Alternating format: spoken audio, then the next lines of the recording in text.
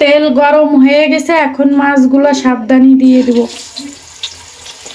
আজকে আমি সয়াবিন তেল দিয়ে রান্না করতেছি, সরিষার তেলের মুখ কাটতে পারি না, তাই সরিষার তেল দিইনি। আর এইটা হচ্ছে কোরাল মাছ, নদীর কোরাল মাছ। অনেকদিন হয়েছিল আনছিল, বড় হচ্ছে নদীর কোরাল মাছ, তো খাইছিলাম। আর এইগুলা মাছ ছিল, তো এইগুলো আজকে আবার রান্না করতেছি।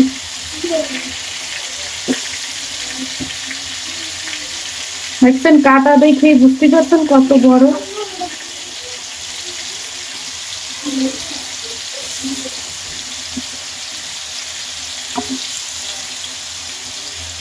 মাছগুলো আমার দেয়া শেষ হয়ে গেছে, এখন কিছুক্ষণ পরে আবার উল্টাইয়া দিব। মাছগুলো লাল লাল করে ভেজে নিব। মাছগুলো ভাজা হইতে থাক, ওইদিকে আমি গিয়ে মশলা বাটবো আর পেঁয়াজ রসুন কাটে নিব। মাছের এক পিঠ হয়ে গেছে, এখন উল্টাইয়া দিব।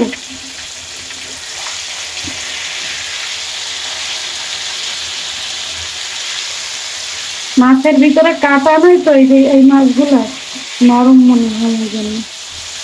আর মাছ দেখছেন ধুইছি যে দেওয়া সাইডে হয়ে গেছে। আবিদের বাবা আবার কোন রকমের যদি মাছে একটু গন্ধ আসে, চাষের মাছ যদি হোক আর নদীর মাছ হোক, চাষের মাছ তো সে খায় না।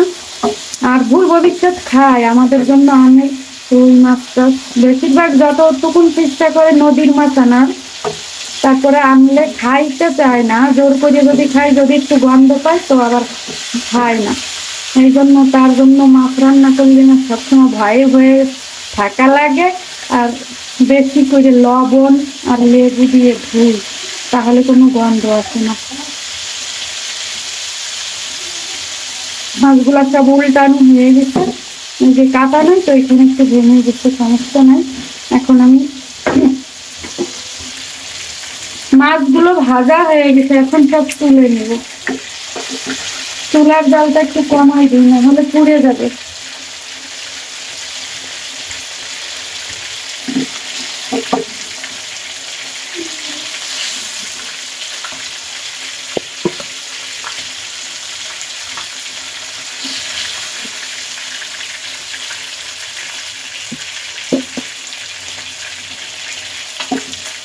আস্তে আস্তে করে সব মাছগুলাই নামাই নিব।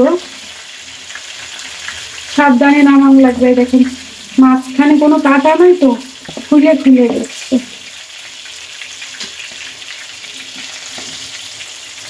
শেষ, অনেক বড় একটা মাছ ছিল, এই কয়েকদিন ধরে খাইছি।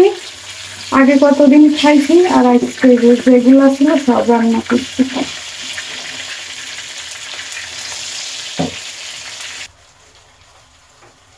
এই যে সব মাছগুলা, অনেকগুলা মাছ হইতে ভাঙ্গে গেছে, আর এইগুলা এই যে উঠছে। পেঁয়াজ কুচি গুলা দিয়ে দিলাম। পেঁয়াজ মরিচ যখন একটু নরম হয়ে যাবে তখন রসুন বাটা দিয়ে দিব। এইখানে এই যে রসুন বাটা দিয়ে দিলাম।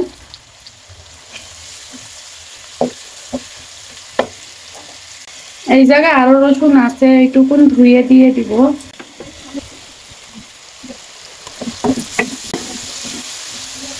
মশলাটা যত সুন্দর করে কষানো হবে তরকারি খাইতেও তত মজা লাগবে। মশলাটা সবসময় সুন্দর করে কষাবেন যারা নতুন রান্না করেন।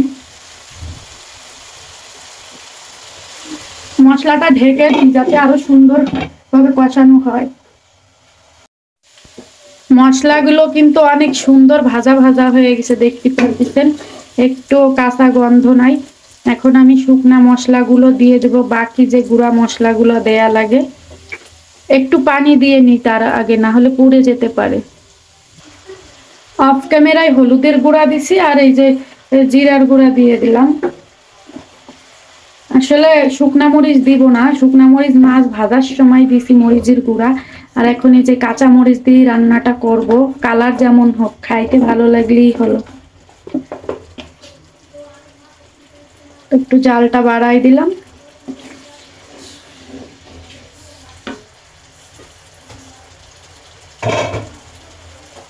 টমেটো কেটে রাখছিলাম, টমেটো গুলাও দিয়ে দিলাম।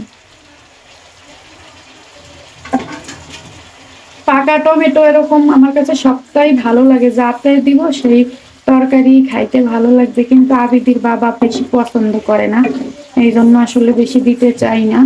সামান্য লবণ দিয়ে দিলাম, লবণ সবসময় আমি কম দিই, লাগলে পরে আবার দিই। তো এখন ঢেকে দিব, টমেটোটা একটু গলুক। যারা গলুক ভাষা বোঝেন না তাদেরকে বলি যেন নরম হোক। কিছুক্ষণ পরে চলে আসলাম, দেখি কি অবস্থা। টমেটোটা নরম হয়ে আসছে, রান্না শেষ হইতে হইতে পুরোটাই নরম হয়ে যাবে, আর যেটুকুন থাকবে এইটুকুন সমস্যা নাই।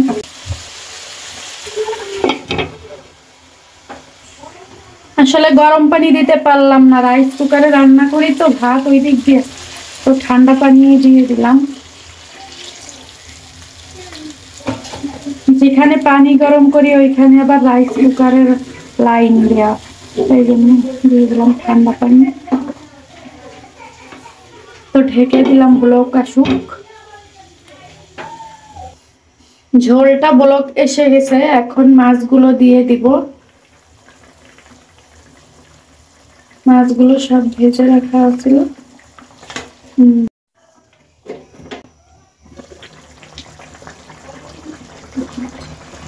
ধনিয়ার পাতা এখনো নিয়ে আসে নাই, আর বাবারে ফোন দিছি, রাস্তায় আছে।